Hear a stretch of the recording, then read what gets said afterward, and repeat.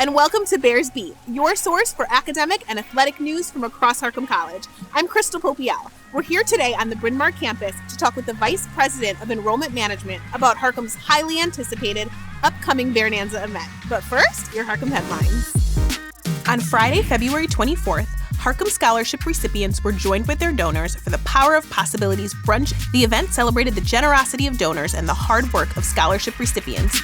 Moving on, Harcum's women's basketball team had a program record of 30-4. They were EPAC, Region 19, and district champions, making it to the NJCAA Division II Final Four, a historic run this year. Amaris Baker made all-tournament team, and head coach Riley May was named Region 19 Coach of the Year.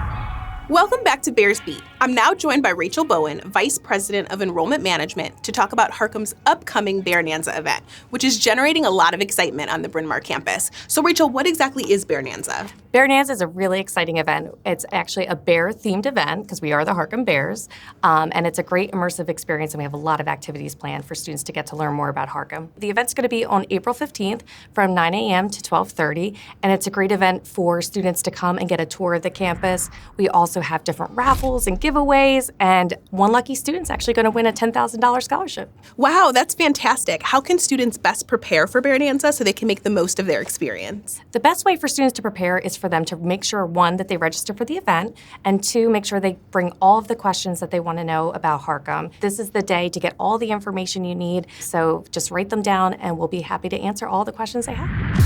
That does it for this edition. Thanks for watching, and be sure to join us next time right here on Bears Beat.